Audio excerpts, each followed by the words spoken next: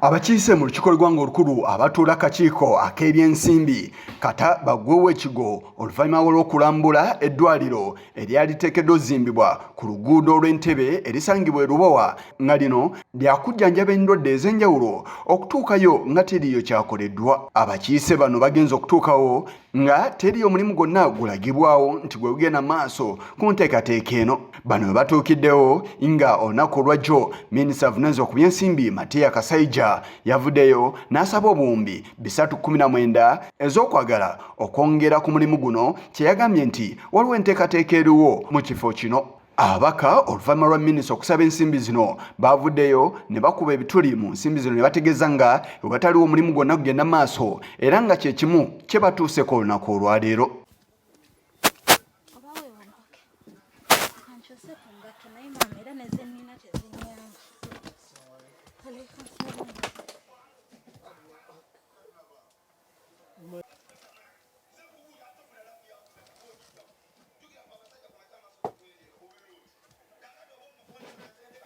Those two blocks that are down, and then the training facility is here. This is the training facility. Yeah, that's the training facility.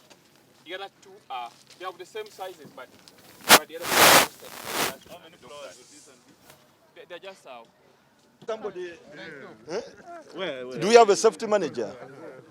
Not registered in this country. These are illegal. These are all illegal migrants. These are illegal migrants. Do you have a work permit? There's no worker here. No contractor, no one.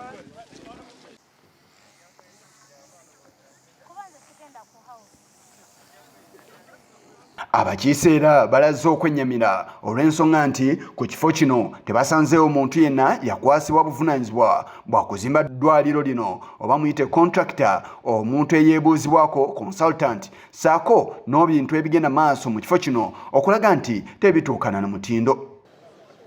Byolabye ku ground byokka ne bibannyonnyodde bw'oba oyina imaani ekendeera era ndaba gano gannyana abaganda ge bagamba nti gannyana ganywebwa muki mu wangaazi naye ekisinga okubaamu nti mulimu okufiiriza ssente eggwanga nnyingi nnyo kubanga pulojekiti eno ya triliyoni emu mu miliyoni 500 kubanga erimu $360 million.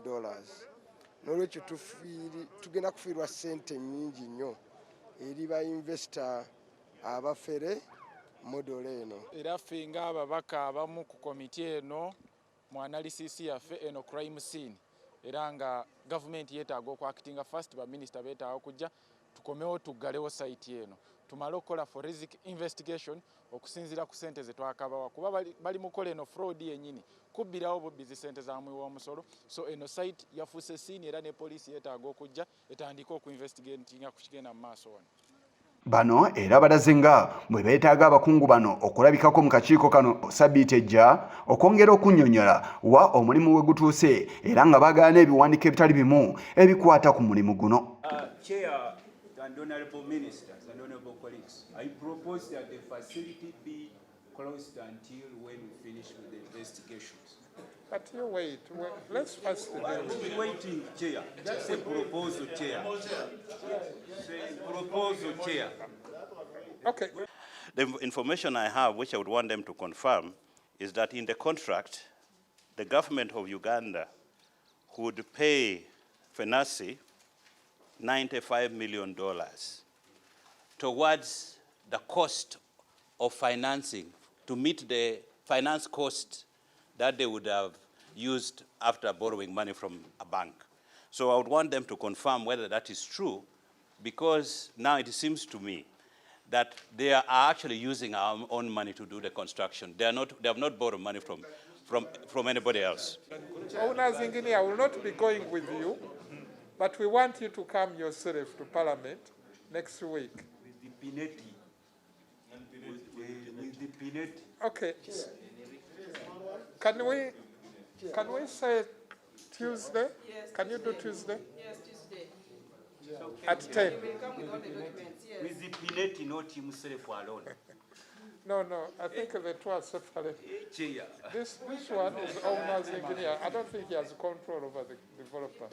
Minisita avunanyizibwa ku by'ensimbi Matia Kasaija avuddeyo naye n'alaga okwennyamira olw'omulimu gw'asanzeewo era nga naye tasanyuse nagwo. We make a reference, but we said the other day you said it like this. Now what is happening? So what has pleased me is that they are planning ahead. You cannot construct this place, the hospital, without you making sure that immediately we finish, the hospital should be running. And in order that to happen, they must now recruit and train the personnel. I think really we should congratulate them on this point as far as I'm concerned. No. Are still being referred to international hospitals. Which solution this project was supposed to do what? Solve. Yeah. Is it viable? But is it viable according to you as a minister of finance? Desirable. Yes. Well, I've told you it's desirable. Whether it is whether they are moving, they are progressing in accordance with our wishes, is for anybody to guess. I want the project, but whether they are moving in the manner in which I desire the project to come, and within our cost estimates, is a different matter. Mu mwaka gw'ensimbi 2019-2020 olukiiko lw'eggwanga olukulu lwayitibwa mu Nnambiro okutuula okuyisa ensimbi obukadde 4 ziweebweyo mu kuzimba eddwaliro lino.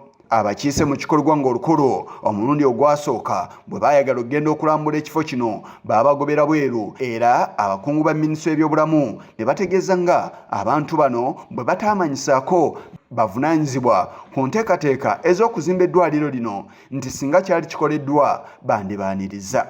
Kinajjukirwa nti omusizi w'ensimbi y'omu eyaweebwa ensimbi zino ez'okuzimba eddwaliro ly'e Lubowa era ye yarabikidde ne mu kontrakita ekuvunaanyizibwa mu kutumbula omutindo gw'emmwanyi mu nnyaffe Uganda. Kigongo ku lwa Channel 44 olweggulo.